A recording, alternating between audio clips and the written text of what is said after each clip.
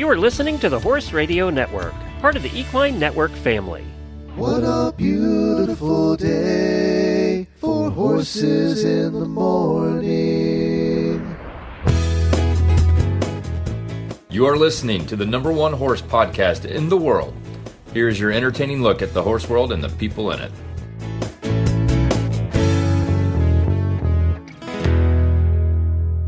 I'm Samantha Oldfield. And I'm Christy Landwehr, and you are listening to this special monthly NRHA episode of Horses in the Morning on the Horse Radio Network for this Thursday, October 9th. Good morning, Horse World. It's the second Thursday of the month. That means it's time to slide in to the National Reining Horse Association episode of Horses in the Morning. In this National Reining Horse Association episode, listen in to hear from the organizers of the Calgary Stampede and Exhibition, which in 2025 held an NRHA-approved event for the first time. Then, as we prepare for the NRHA Futurity, walk with us through NRHA history with NRHA Vice President Caey Hinton as he takes us back to where it all began. Well, Christy, before we jump in with our two guests, I just want to talk about a couple of the events that are happening around the world right now. One just concluded that we can jump into, and that's the 2025 World Youth Reining Cup in Rome, Italy. We just got back from that event.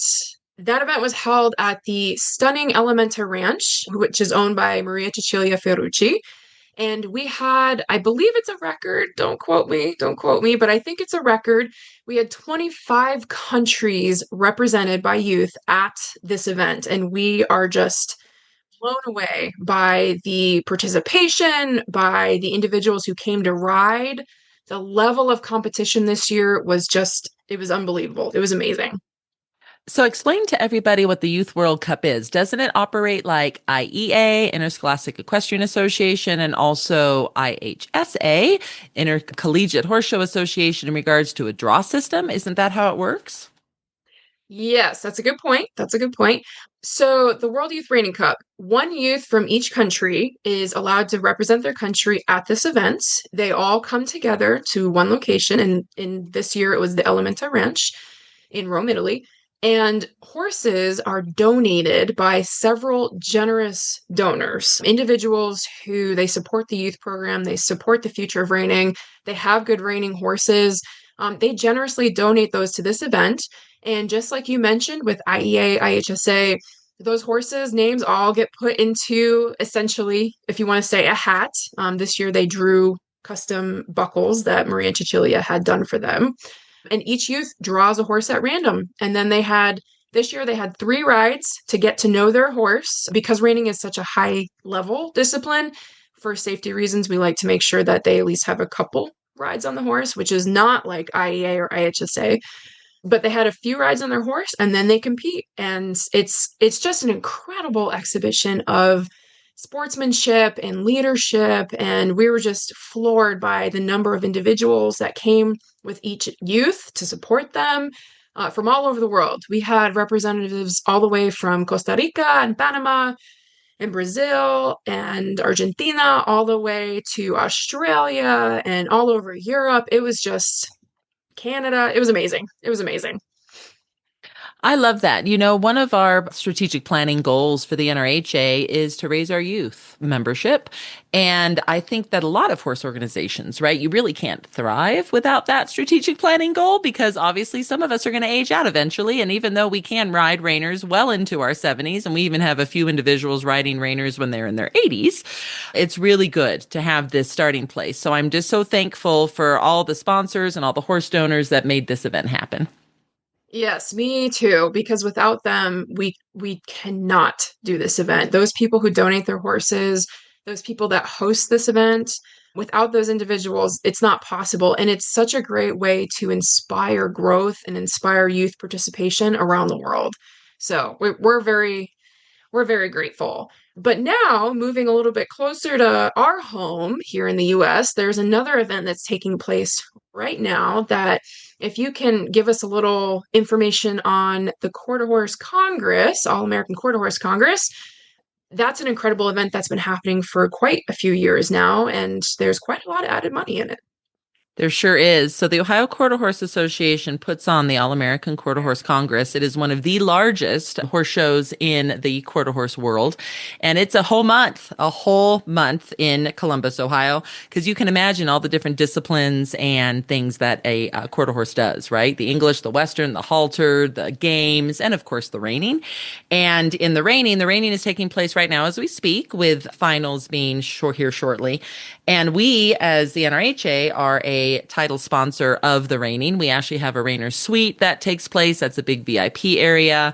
We actually have, for those that are there right now and want to go over to the Markel booth, which is, of course, a really wonderful title sponsorship of the NRHA. They allow us space in their booth to have our booth there ourselves to be able to get memberships happening and nominations and all the things. So it is truly a partnership, all coming together to celebrate the American Quarter Horse, which of course is one of the main breeds that is involved in reining along with paints.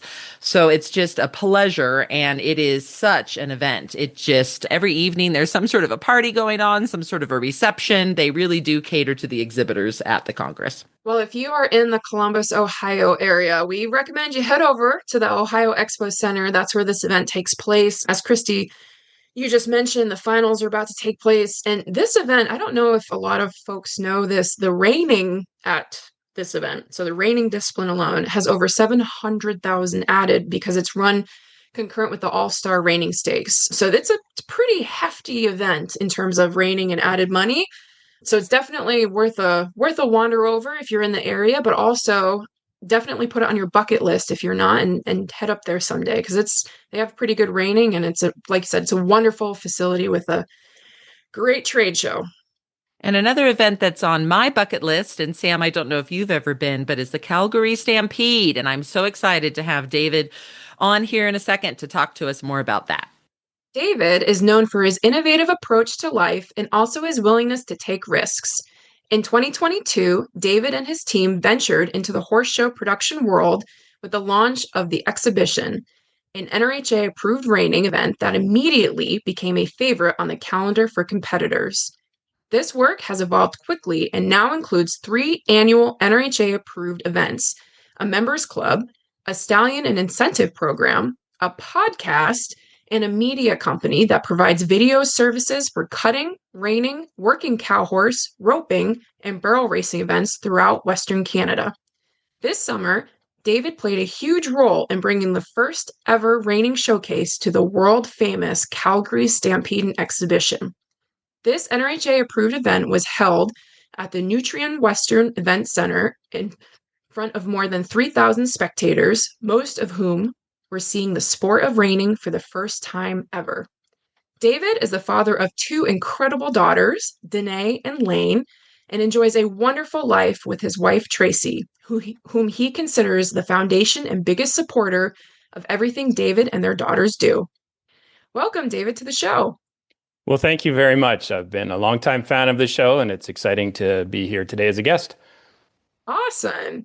So before we dive into, we have lots of questions lined up for you today, because this event is something we're excited to talk about. It's on a lot of people's bucket list, so we're excited to dive in. But before we do that, tell us about yourself and your early beginnings into reining. Yeah, it's quite a chance situation here, because as many from the industry here in Western Canada know, I'm neither a rider or an owner of horses. So it all happened quite by accident. And a good friend of mine was double booked and was unable to provide video services for a Reining Alberta show here called the Spring Classic. And so she asked if we could cover. So a good friend of mine, Mark Lowen, we were up for the challenge. We did not know what we were getting into. There are many funny stories that we could tell you about how that all went.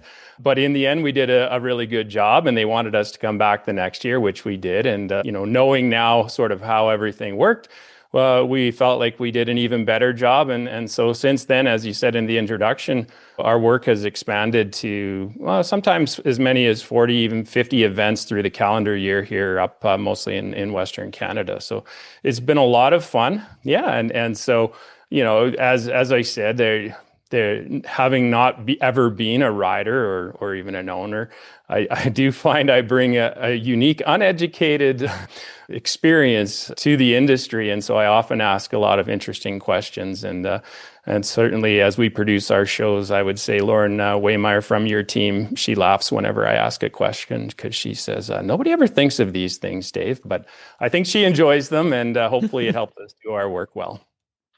Well, I think it's great because that way you can see the forest for the trees, right? You're not dived deep into it, so you understand it. Can say, stop with that acronym. What does that mean exactly? And you can ask the correct questions. I think it's wonderful. Yeah. So, David, tell us a little bit more about the Rangeland Derby presented by Play Alberta and the relay races that take place at the Calgary Stampede. What are those about? Yeah, I mean, there's so much to see and do at the Calgary Stampede, but your question is excellent because, you talked about just coming to the event as being a bucket list.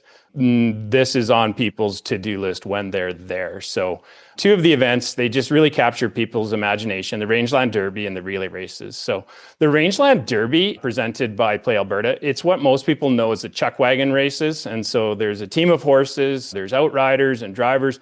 They're all working in perfect rhythm, thundering around the track at an incredible rate of speed. It's incredibly exciting, it's intense, and if it feels dangerous, it is. But the atmosphere in the grandstand is unbelievable. So when those wagons, when they take off, the energy, it really just hits you.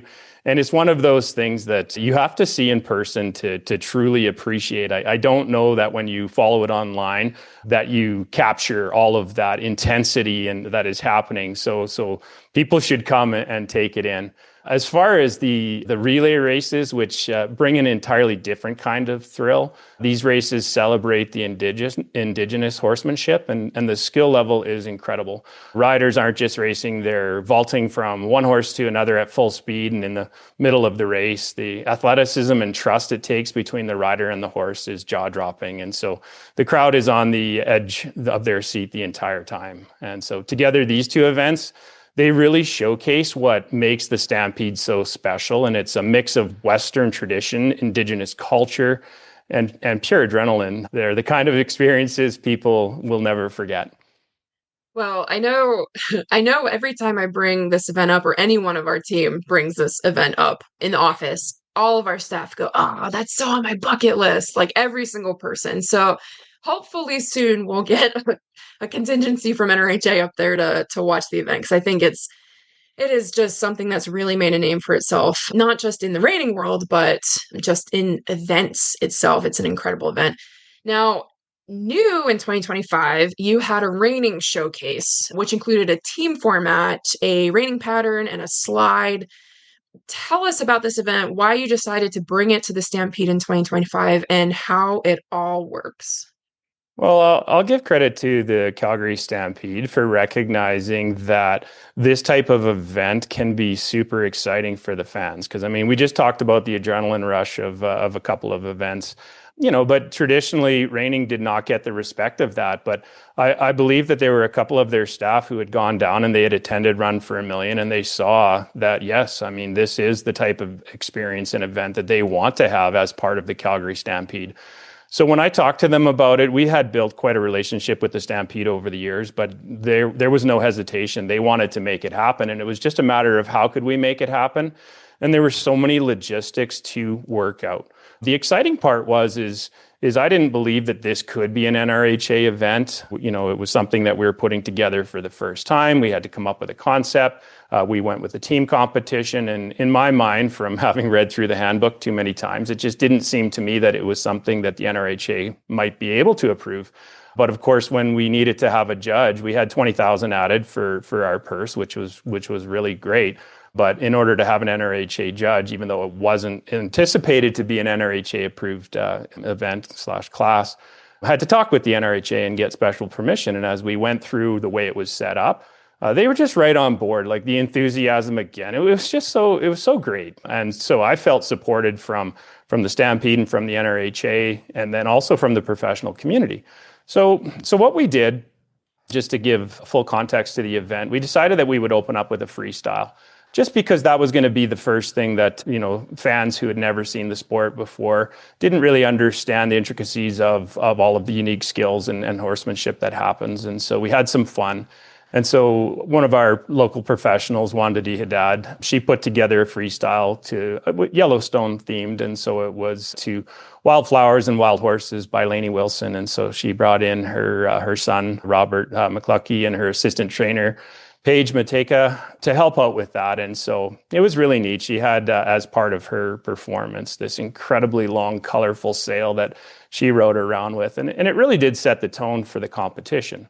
As far as the competition goes, I invited team captains because I needed them to be on board. And so what we did was we looked at our top lifetime earners here in Western Canada, and not everyone was able to commit to it. They had other shows that they were committed to, but we got most of them. And so Jesse Beckley was at the top of that list, and that's a name that people would be familiar with from, he's been a top shower down at the Futurity recently. And Shauna Supersia, the Supersia name is, of course, very, very famous within the industry, and Shauna is such an incredible rider. So both of them were team captains. Amanda Antifave was at the top of that list. Now, she had just had a baby, and so she wasn't able to perform herself, but I wanted her to have the opportunity to be team captain. And so her partner, Tyrell Smith, rode in her place. We had Vicky Braun, a longtime reining professional here, and Hubert Huell. So they were our captains, and their job was to select a wild card member as well as a non-pro team member. And so the way that the competition was set up was there's a Calgary Stampede buckle that each of the three divisions were competing for. But as far as the purse distribution, it was based on team results. And so the wild card riders for Jesse was Shayla Malmberg. For Shauna was Sage Supersia, her niece. Tyrell, his dad, Kim Smith. Vicky Braun brought Guy Robertson. And Hubert Huell had Clay Webster. And then on the non-pro side of things, on Jesse's team was Megan Myers. Shauna's team had Shonda Day. And then Amanda Antifave had Natalie Draper, a youth rider. Vicky Braun had her son-in-law, Colton Wong. Her daughter is quite a capable rider, but she too is a new mother, and Colton stepped in.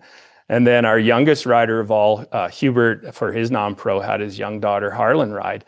And she really was a fan favorite because she was actually the first competitive rider, and she went out and ripped her circles, and it was electric. The fans loved it. So they each did a reining pattern, and they competed for a buckle, and then their team score was combined. We decided to give the new NRHA pilot slide off a go, and we didn't really know how to do it, but we did it as a team. They got a score. It was judged, and it worked out really well. It was entertaining for the fans. The thing I like about the pilot slide off is that it still incorporates all of the slide skills that you would want to see. It's not about how far you can go, and so having that style and really showing the talents of the horses was great. And so the winning team was Team Red, and that included Vicky Braun, Guy Robertson, and Colton Wong.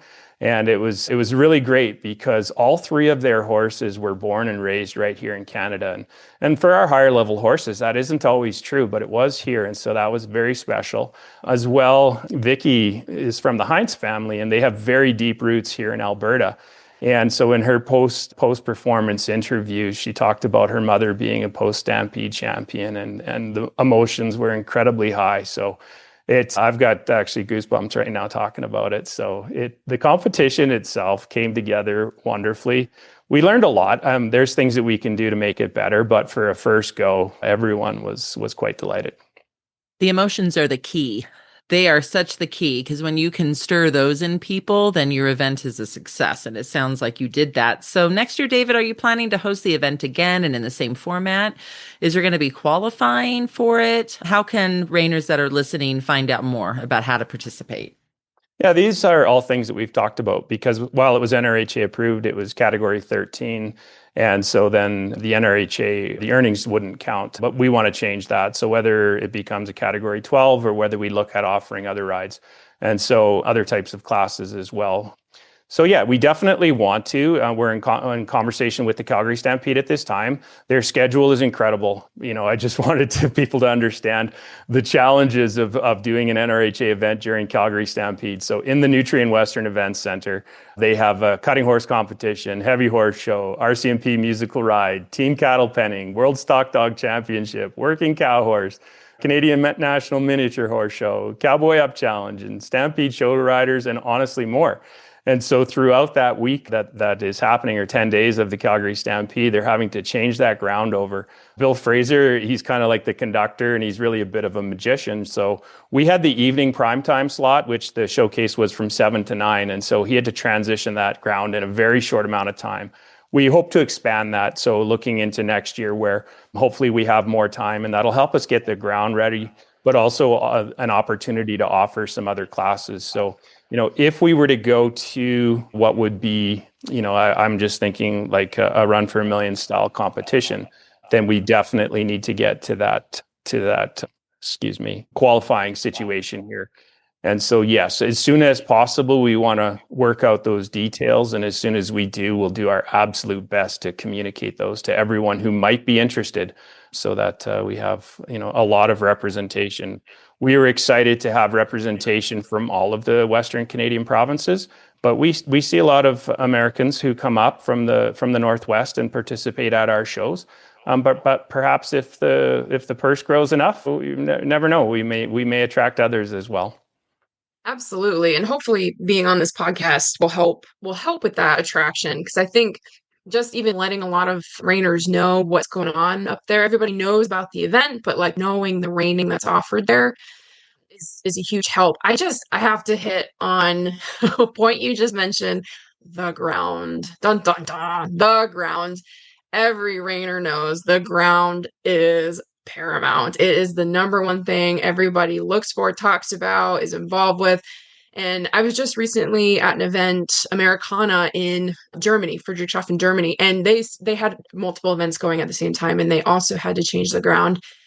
And for those listening who do not know, changing the ground during an event you're right, it's masterful. It's a magician's work, because making everybody happy is just near impossible.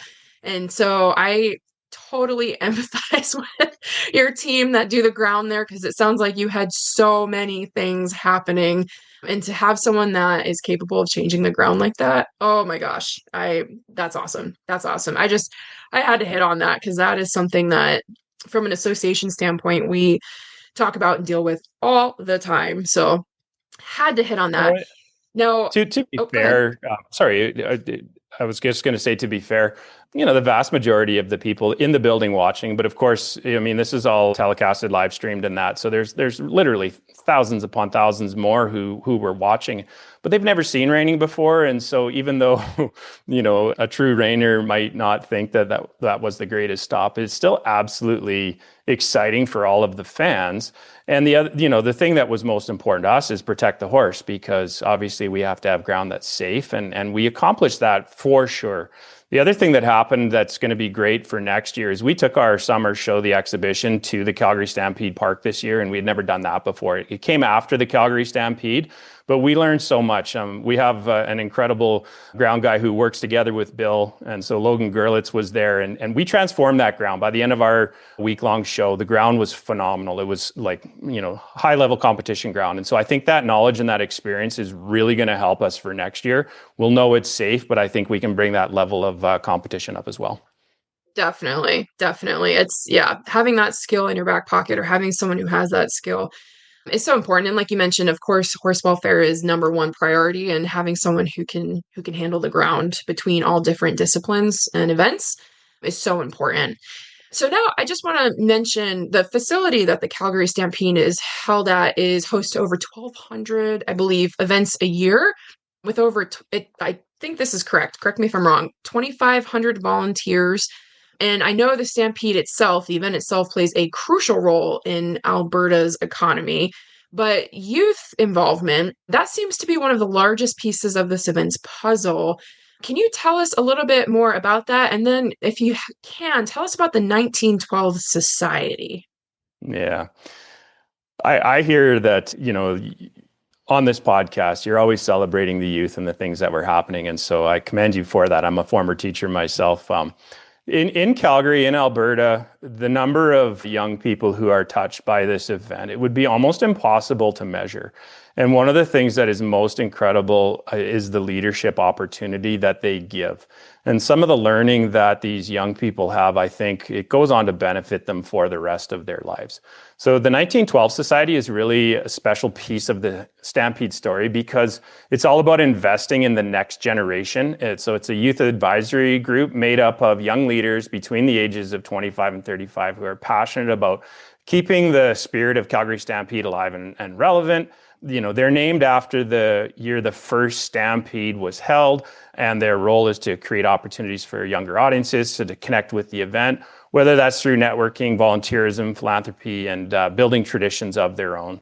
They're also a bridge bringing fresh ideas and perspectives to the organization while learning from the history and community values that the Stampede is built on.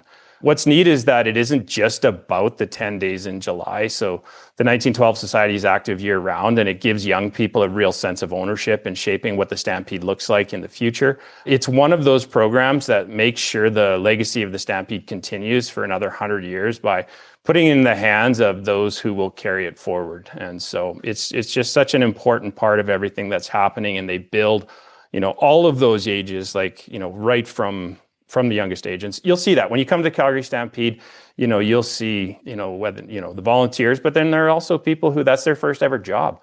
And so they're employed by the Calgary Stampede. You talked about the economic impact that it has. And so, yeah, it's really exceptional. It's a part of our culture. The fact that it's world renowned, as a brand, as an experience. And when you're at the park, you will meet people from all over the world. So it's very exciting. And the youth side of things, and that is really incredible. So, David, where can individuals who are interested in learning more about this event make their plans for next year? What is your website, your social media? What's the best way? Yeah, so the Calgary Stampede has an incredible website, and there's just so much going on. It can be a little tricky to navigate, but definitely go to the calgarystampede.com and click on there. I was on there earlier today myself, and I don't believe they've released their official dates for next year, but it's always early in July, and so we'll expect the same it will be early July 26th. I just can't give you the exact dates right now. But there's just under 1.5 million visitors that attended in 2025. So hopefully some of the listeners can come, and we'll kick that into the 1.5 million because that was close to a record. And so hopefully 2026 will be a record. Of course, Calgary Stampede has an excellent social media, so I would encourage people to follow there. They have some really great content, and of course, they will give any updates related to the show. Our social media is The Exhibition, and we spell it really funny. As a teacher, you think I could spell better, but we started with an X, so it's Xibition. And so I've got a team member, Pearl Abley, who runs our social media. She does a fabulous job. And the bump that came as far as all the updates and posts that we gave around the Calgary Stampede was exciting for her, exciting for us. So that's a good place to follow too, because of course our content will be specific to whatever reining event is happening during that Calgary Stampede. Wow, that was an incredible talk that we just had with David. I think there's so many important pieces that he hit on, and definitely an event that most of us will be looking to attend in the future.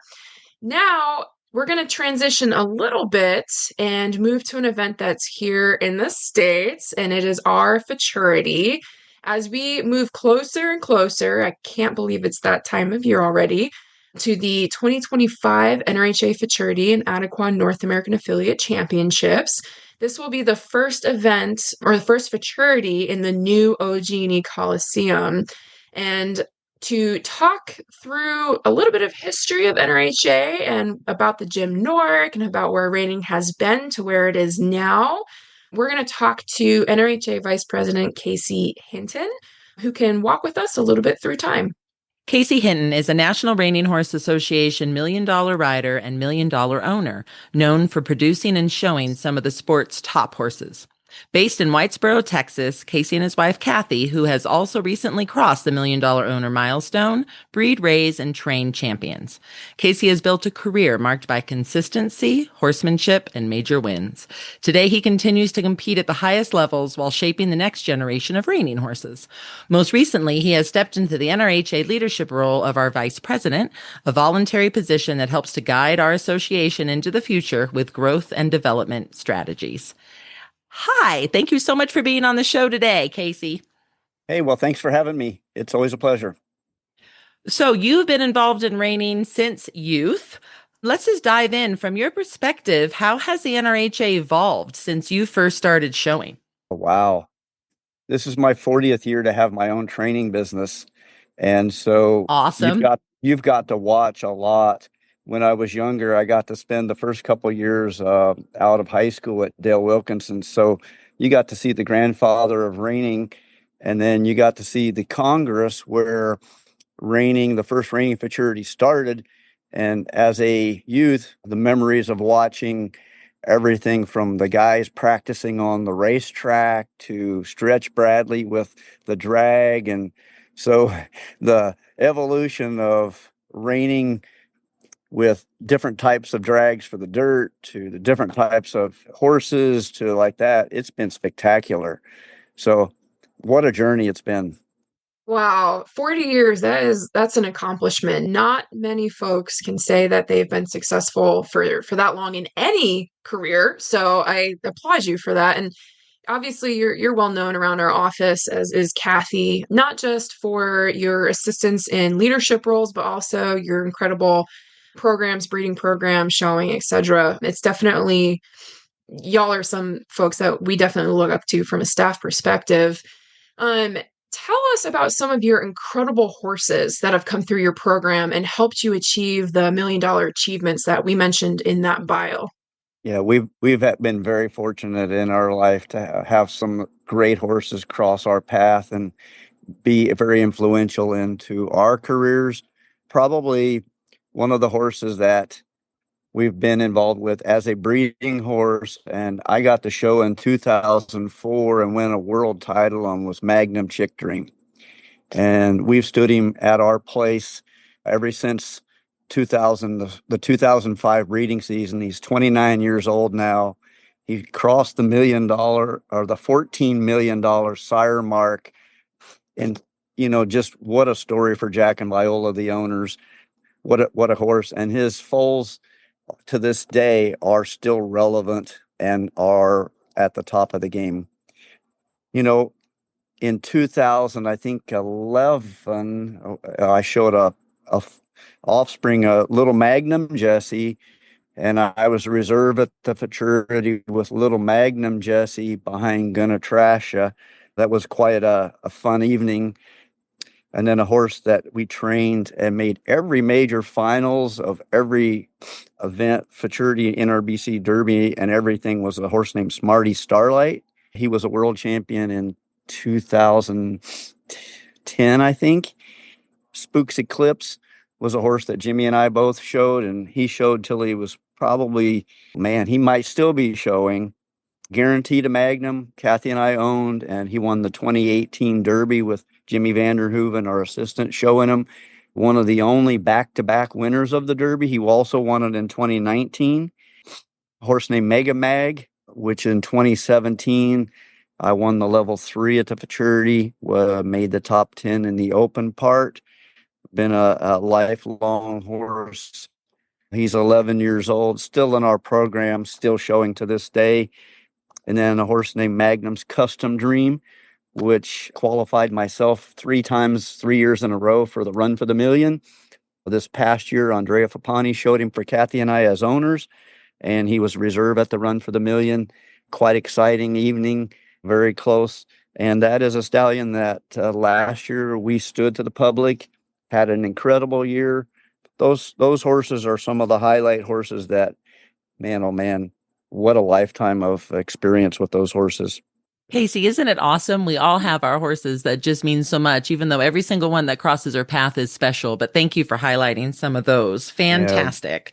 Yeah. So the OG&E Coliseum, which is the Oklahoma Gas and Electric Coliseum, will be the new home of our futurity.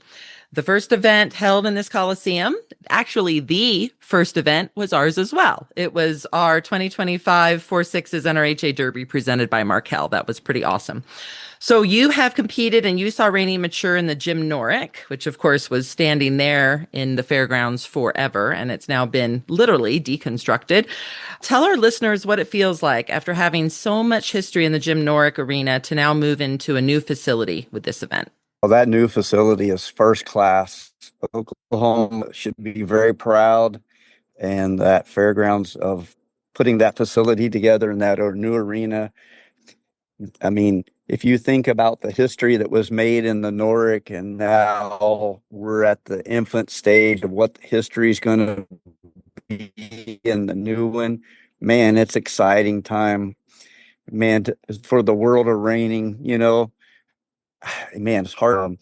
The NRHA had such an atmosphere for us over the years, NRHA moving the fraternity from Ohio to the NRHA in Oklahoma City was a kind of a controversial move, but it was a move that the board took a chance, and it catapulted NRHA into a national event where the East Coast and the West Coast could come for one fraternity and show. Once that happened in the NRHA, it just took off. Seeing special runs, like Boomernick was in 92, and I thought that was a landmark kind of a run in the NRHA. And then Wimpy's Little Step was in 2002. And then you could go on and on. The specialty of last year being the last one with the first lady to ever win the fraternity. What memories that NRHA is going to have for all of us. But the new place, man, Oklahoma should be very proud. It is a fantastic facility, and we are so grateful that the city and the people have opted to put that kind of possibility in Oklahoma City for us and for our sport. Obviously, there's a lot of events hosted there, but as you mentioned, the Gym Nork, it was such a landmark in reining for most of our folks. And so we were, it's sad to see the Gym Nork go. We're excited to move into the new facility, but for folks like you that you've seen reining just go through so much in the Gym Nork, we had to ask you what it was like to see that deconstructed and move into the new facility. So thank you for walking us through some of those important milestones. And speaking of milestones, what do you see as some of the, we'll say, milestones in NRHA's history that helped shape the sport into what it is today? What big events or what important historical moments really do you think, from your perspective, helped shape NRHA into what it is today? Looking back, I think the move to guarantee $100,000 to the winner of the fraternity was the board really took a shot at it, and I think that it catapulted the excitement and the interest of reining. I think that was a significant change. Later on, I think our board has done a very good job of upping the ante to where our fraternity is such a special moment. It's our Kentucky Derby. And so that Kentucky Derby up in the ante to make it change. I think that the Bob Kaiser effect of changing the ground and advancing the ground, was a real milestone.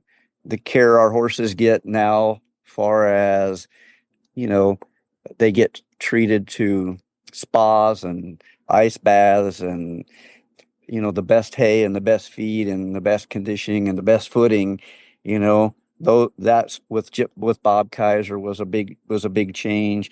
Moving the fraternity from Columbus to Oklahoma City was a big thing. It moved the needle to where East Coast, West Coast could all come and unite at one location. I think the World Equestrian Games gave us worldwide recognition and put us on a stage like the Olympics. And that was a big thing to get the atmosphere worldwide. That was a big move. And recently, in the last few years, Taylor Sheridan with the Yellowstone and the support he's given us for Run for the Million and getting us on TV and getting us exposure where people see what spectacular animals we have and what our sport is about. I think those milestones were really, really super important towards keep pushing us forward. Casey, I think you hit every single one of them. Awesome. And next year is such a big deal. We have so many milestones. We have Derby hitting 45 years. We have Futurity hitting 60. We have the NRHA itself as an association hitting 60 years. So, in your opinion, since 1966, when we began as an association, what are some of the cornerstones of our sport that have not changed and continue on to this day? Oh, wow. I think it keeps changing. I think what has not changed. I still would say that our NRHA board is outlook is to highlight horse and riders and what spectacular animals we have and what athletes they really are. So, highlighting our riders and our horses probably has continued. With social media now, it's probably greater than it's ever been. But I think that highlighting those two things to propel our sport, and I think the economics of horses that can win monetary value has increased, our eye appeal. But reining has always been a eye catcher. It has always been something that's so enjoyable to do, but very difficult to accomplish. But it has very much an audience appeal. So I think the audience appeal has always been there from the beginning to now. Yeah, I love that you said that we do keep changing as well. Obviously, you hit on some really key points that have stayed the same, but I love that you first mentioned we do keep changing and evolving with the times, with the new things that come out to help improve our horse care, to help improve our competition. And I think it's important as an association that we do keep evolving and moving with the time. So I thought that was cool that you hit on that. As someone who's achieved the NRHA Million Dollar Rider and Owner milestones, what do you think our next generation of riders should know about NRHA's history? Because one of the things, you mentioned big purses, and now if you look at the amount of added money that you can win at a single reining event, it's changed drastically since we started in 1966. And with that, not just the money has changed, but I think there's some key things that back in the history of NRHA is important for riders today to know about the reining and NRHA and how we got started. So what are some of those key things that you think the next generation of riders should know about NRHA's history, and where do you see the association heading in the future? I don't know if as much of them history is as important or whatever else, history of talking back in the day and comparisons and stuff like that. I think we have a locomotive in the changing of how great the riders are and how great they show and how good they are at teaching technique, and then the incredible horses. Wow. It used to be back in the day, there'd be 4 or 5 horses that were special and 4 or 5 riders capable of winning the Futurity. And now you probably got 100 riders capable of winning the Futurity and, 300 exceptional horses.